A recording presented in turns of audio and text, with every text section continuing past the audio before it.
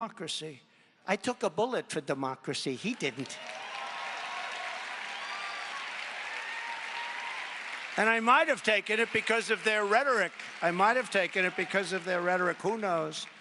I withstood vicious attacks to pick and confirm 3 great Supreme Court justices, Neil Gorsuch, Brett Kavanaugh, and Amy Coney Barrett. They're great people. They're courageous people. We've also achieved what the pro-life movement fought to get. For 50 years, they've wanted to get this.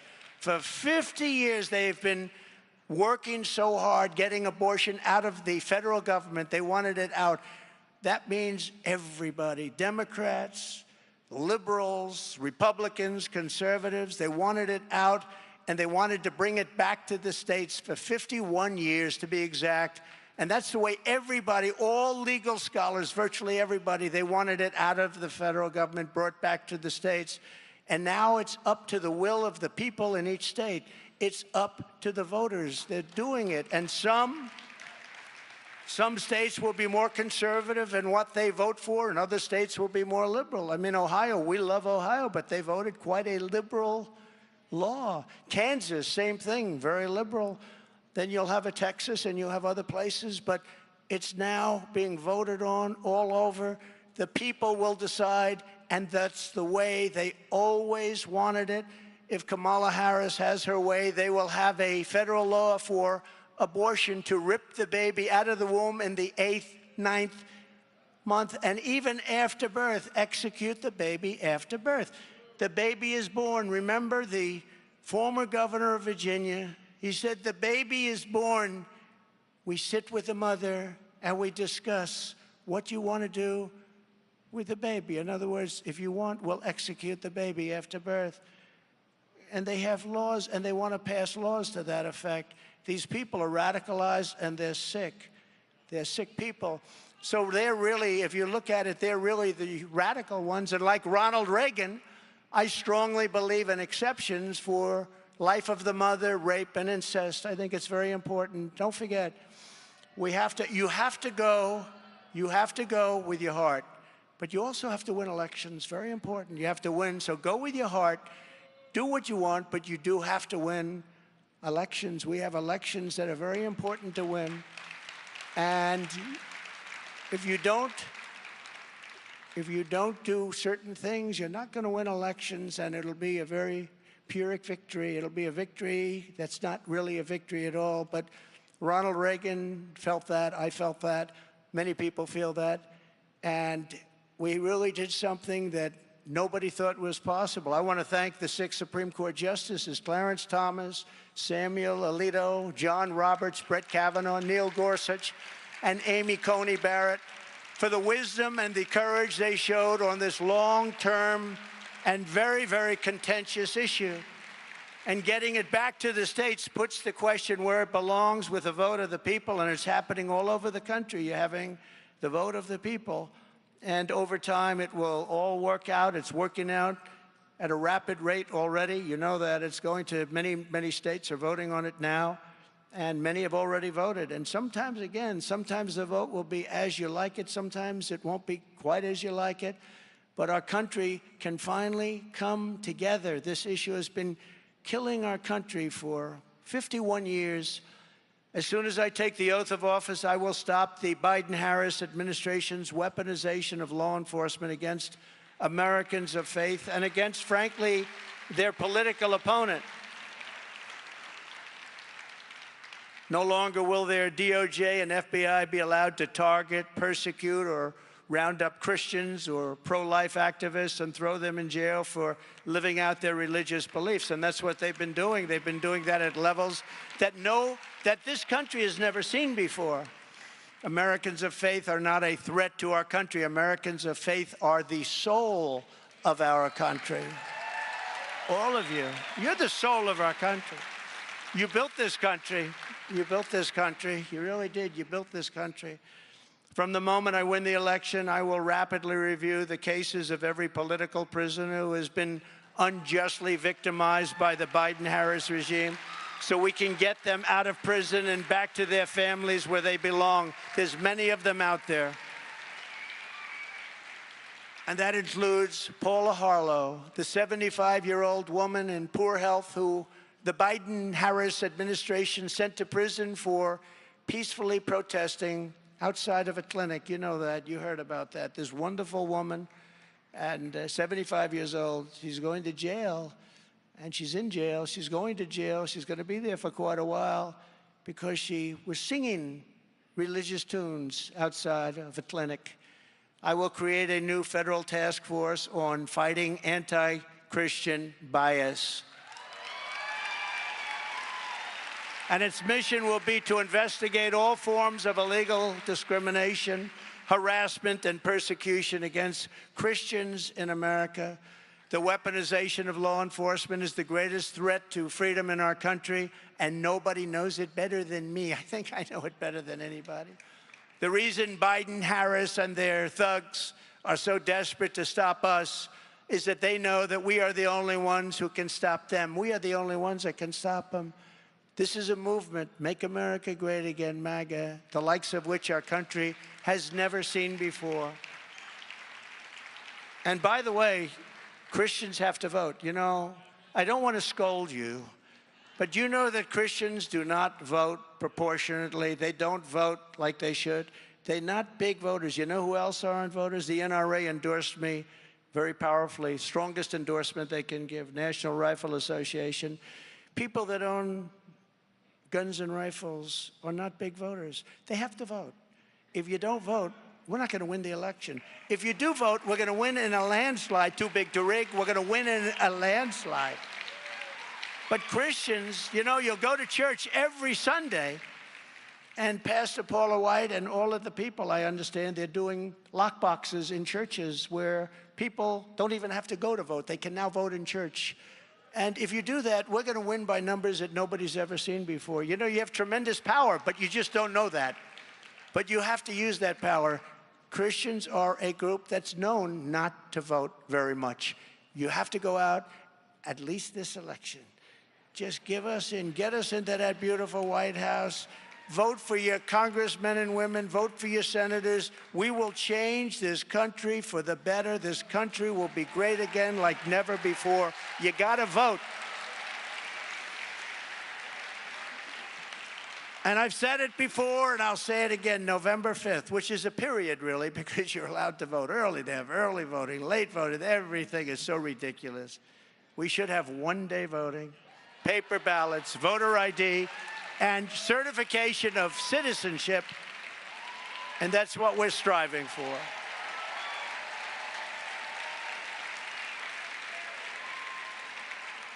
But voting actually starts on September 6th in North Carolina, a great state. We're doing very well there. I only say that when we're winning or going to win, you know that. I mean, it's just one of those little things, can't help it. No, it's a great state. North Carolina, September 6th.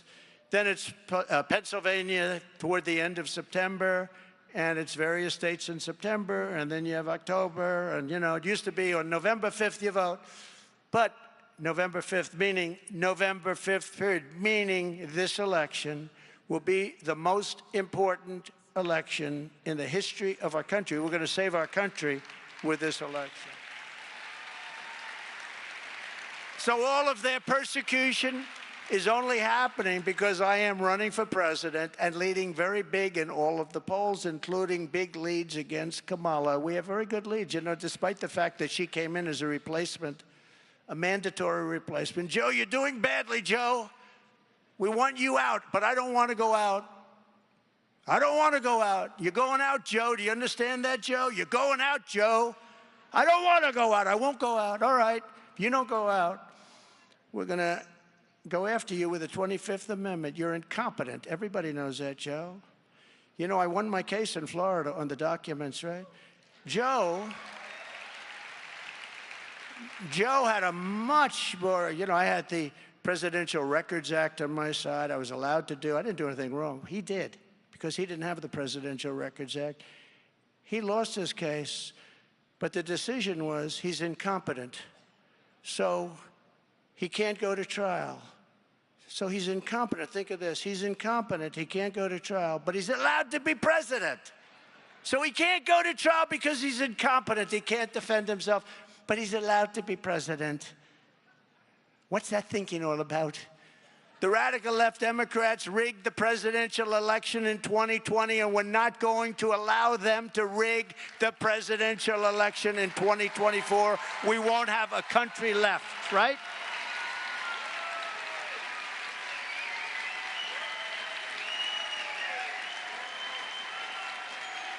Thank you.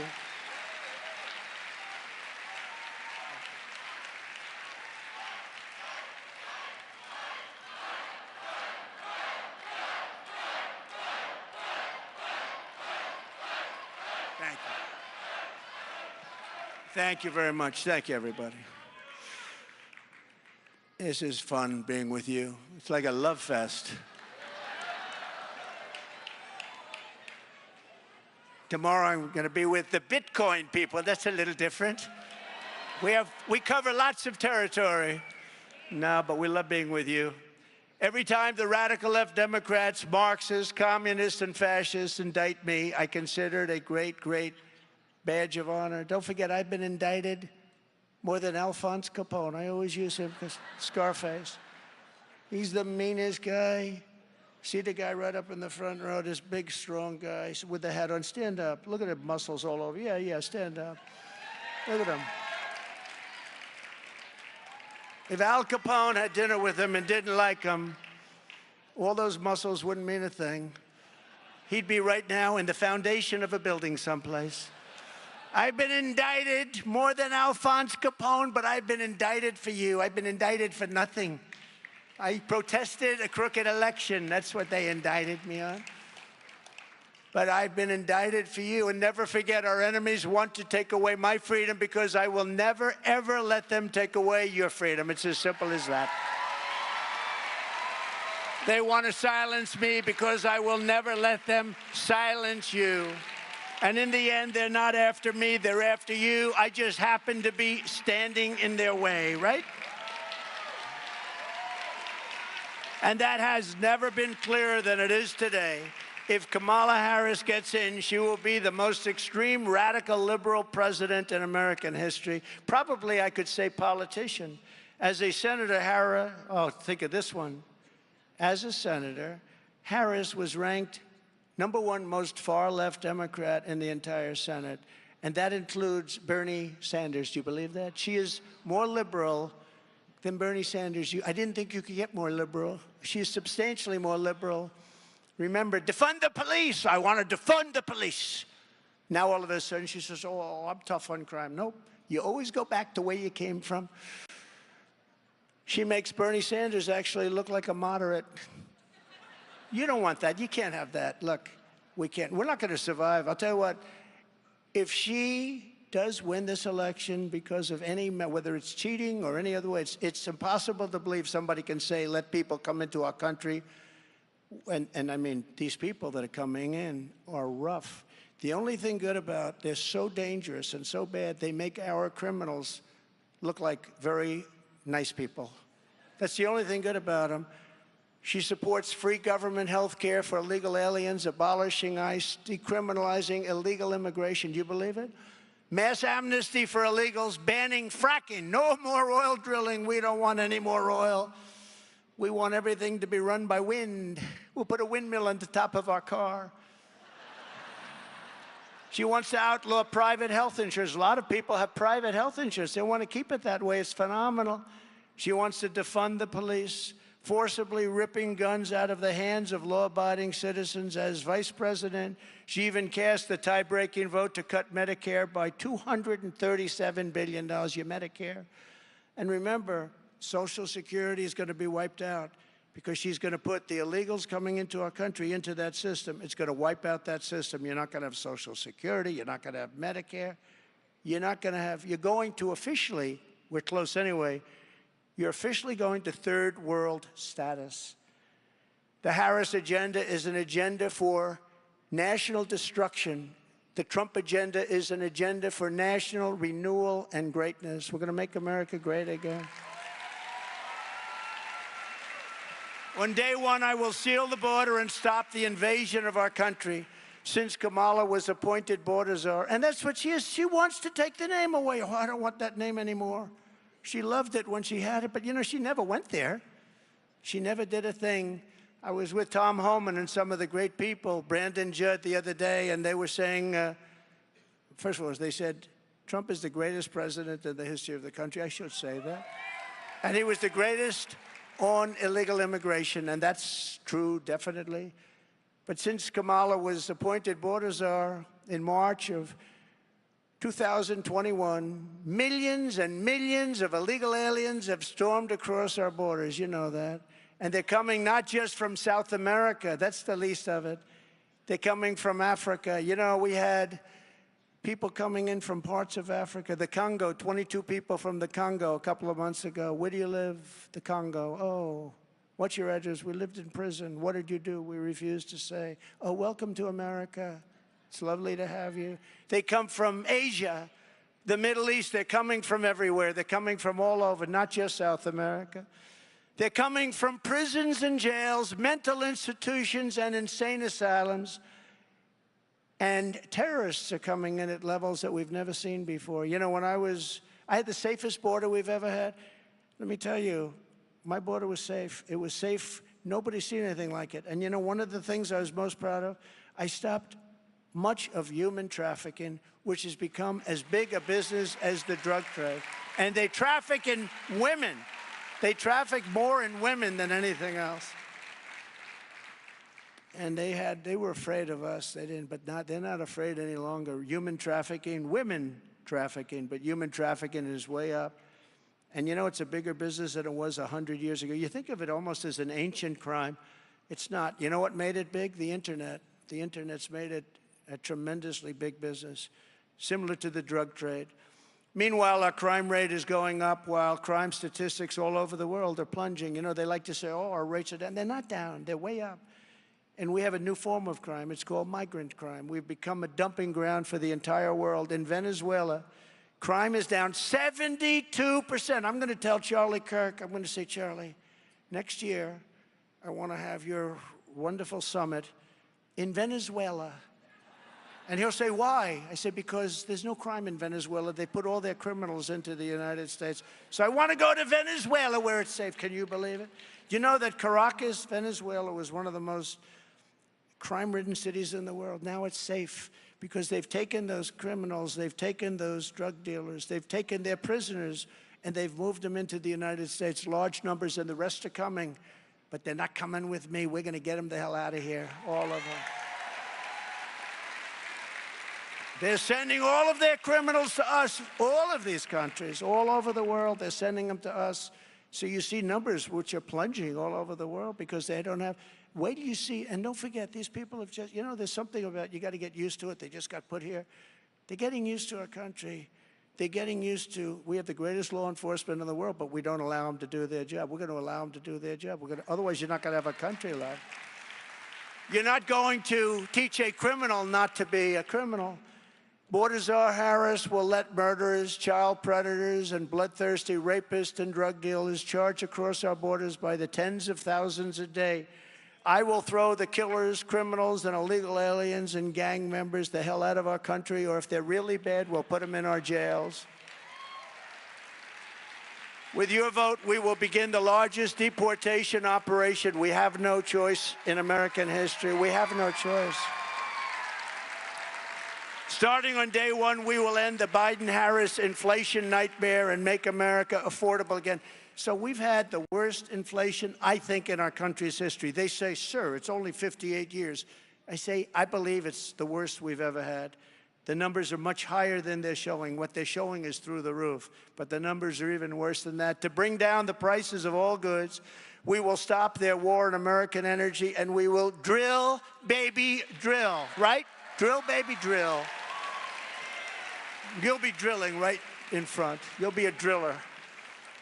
I will terminate the Green New Scam, and I will end the Biden-Harris electric vehicle mandate. We want you to buy electric cars, Elon, but not everybody. We will pass massive tax cuts for workers, and that includes no tax on tips. Is that okay? Do we have any waitresses? Do we have any drivers, any caddies? Do we, oh, there's one, look at her, she's happy. No, it's something we can do. Let them keep their money. You came all the way from where? Las Vegas, right? No, no tax on tips. Remember, that's a big deal. That's a big deal. You know where I got this? Not from a big consultant that charges you $2 million to write up a report that doesn't mean anything. I got it from a waitress having dinner. I said, how are you at Trump in Las Vegas? Beautiful Trump Tower in Las Vegas. I said, hotel. I'm in the restaurant. I said, how's everything going? To a great waitress. She said, not good. They're just killing me on taxes. I said, taxes? What do you mean taxes? Don't they hand you cash? No, actually, most of it's done on the check. She said, they're after us all the time. And now they just passed regulations to Biden where they go after. They could go into your homes. They hired 88,000 new IRS people. You saw that? 88,000. By the way, they're allowed to carry guns. You know, nobody can have guns, but they're allowed to carry guns. Can you imagine this? But 88,000. And she was saying how unfair it is, how horrible it is. And it really, you know, it's like harassment. And I said, you know what? There shouldn't be tax on tips. There will be no tax on tips from now on. And we'll get that done very fast. I hope you remember that. You better get out and vote. Before I even arrive at the Oval Office, shortly after we win the presidency, I will have the horrible war between Russia and Ukraine settled. I will get it settled. And I will prevent World War III. Nobody else is going to say that. We are closer today to World War III than we've been since the Second World War. We will restore peace through strength. That's what we had. You know, remember when Hillary Clinton, crooked Hillary, remember Hillary? She used to say, look at him, he will get us into war. Look at his attitude. I said, no, my attitude is going to keep you out of war. That's what happened. We had no new wars. Other than I defeated ISIS, but that was a war that was already started. I defeated 100% of the ISIS caliphate. In my next term, we will build a great Iron Dome missile defense shield over our country, a dome like has never been seen before, and it will be entirely made in the USA. A lot of it will be in Florida. A lot of it will be right here in Florida. Oh, you like that idea? Look at her. Yeah.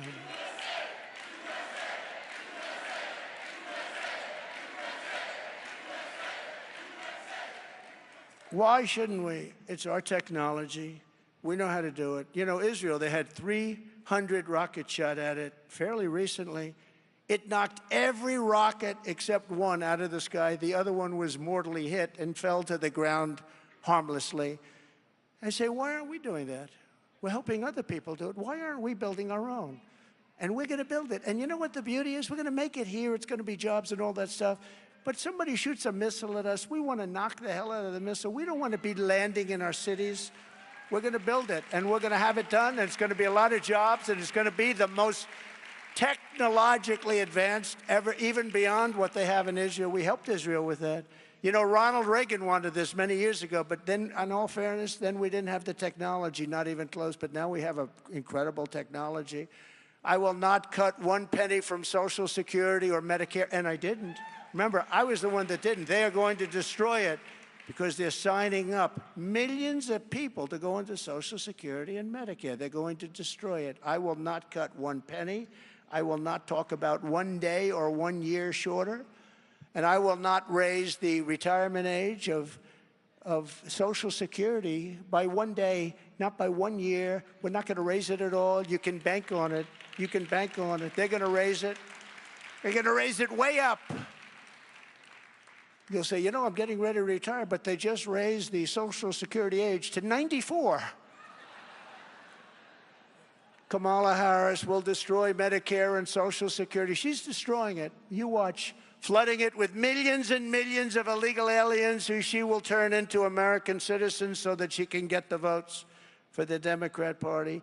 What they don't understand is with the Hispanic population, I think I'm doing better than they are right now. Won't that be a kick for them? We're doing great with Hispanics. We're doing incredibly with our black population is liking Trump much more than liking them. Wait till you see what those numbers are. Because they like security, they like jobs. You know, all these people that are coming in, they're affecting more than anybody else the black population. Second, they're affecting the Hispanic. They're taking their jobs. All of these millions of people that are flowing in are taking the jobs of black people, of Hispanic people, and of unions. The unions are not happy. They're taking union jobs. We're going to rebuild our cities into beacons of hope, safety, and beauty better than they have ever been before. We'll work with Democrat governors and mayors. Every single city that's in turmoil and danger, you look at Chicago and you look at all of the different cities all over the country, they're all Democrat-run, every one of them, the top 25 for crime. What's going on with the crime? We will take over the horribly run capital of our nation in Washington, D.C., clean it up, renovate it, make it beautiful, rebuild our capital city so that it is no longer a nightmare of murder and crime, but rather it will become the most beautiful capital anywhere in the world. Right now, you go down, oh, let's go to Washington and look at the Jefferson Memorial. They want to change the name of that, as you know. Or the Washington Memorial, they want to change that name too. How do you figure we're going to change the name of George? I figured he was the one that was safe. I also figured Abraham Lincoln was safe. Nobody's safe. Nobody's safe. You know, we won 2 world wars out of certain forts, like Fort Bragg and other forts, Fort Lee, many forts. They changed the names of those forts. They changed their names. We left. They changed the names. No longer Fort Bragg. And the people in that area, they're not happy. But we won 2 world wars out of these forts. As an example, Fort Bragg, proud. We won 2 world wars. Let's change the name. On day one, I will sign a new executive order to cut federal funding for any school pushing critical race theory, transgender insanity, and other inappropriate racial, sexual, or political content onto the lives of our children. Thank you. It's true. Save our kids is right. Save our kids is right. And you're right. Thank you. And I will not give 1 penny to any school that has a vaccine mandate or a mask mandate. Not a penny. And I will keep men out of women's sports, if that's okay. And as I did for 4 years, I will fully uphold our very important but under siege Second Amendment. It will be fully upheld. We will protect innocent life, and we will restore free speech in our country, and I will secure our elections. Our goal will be, as I said, one-day voting with paper ballots, proof of citizenship, and a thing called voter ID.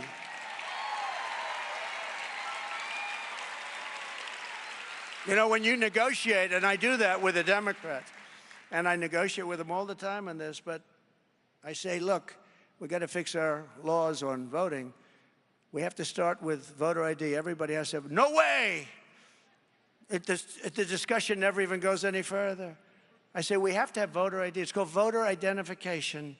Nope, we're not going to do it. Now, there's only one reason they do that, because they want to cheat. There's only one reason. Anything else, you know, in their national convention, when they had their convention, they have a voter tag on them bigger than their chest, depending on which chest we're talking about. Bigger than their, like this.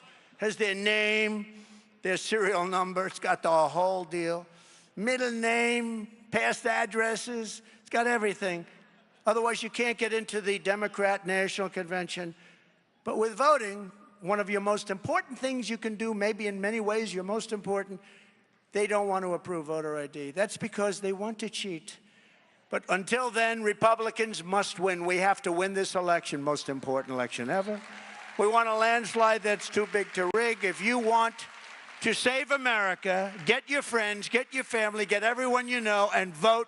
Vote early, vote absentee, vote on election day. I don't care how, but you have to get out and vote. And again, Christians, get out and vote just this time. You won't have to do it anymore. 4 more years, you know what? It'll be fixed, it'll be fine. You won't have to vote anymore, my beautiful Christians. I love you, Christians. I'm a Christian. I love you. Get out. You got to get out and vote. In 4 years, you don't have to vote again. We'll have it fixed so good you're not going to have to vote.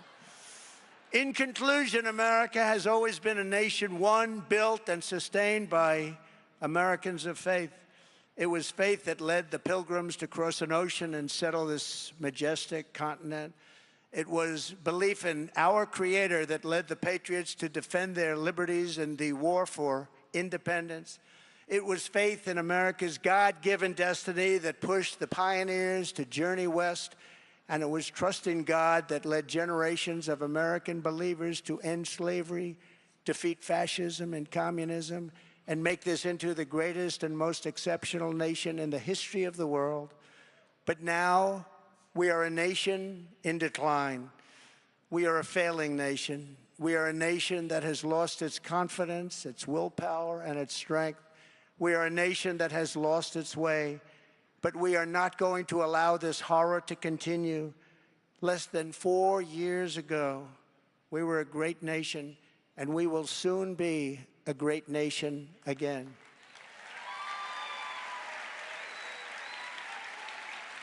With our leadership, every disaster Joe Biden and Kamala Harris have created can be fixed, and can be fixed quickly, and it will be fixed quickly. Every problem can be solved, and every wrong can be rectified. By this time next year, America's borders will be strong, sealed, and secure.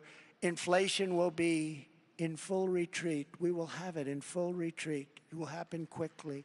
Our economy will be roaring back. Optimism will be surging. The American dream will be thriving again for citizens of every race, religion, color, and creed. Law and justice will reign all throughout our land. Freedom will be restored. The flame of liberty will be burning bright.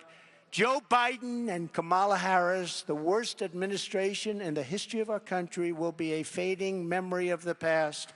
And our great silent majority, including the once forgotten men and women of our country, will be the one shaping America's magnificent future when I am the 47th President of the United States.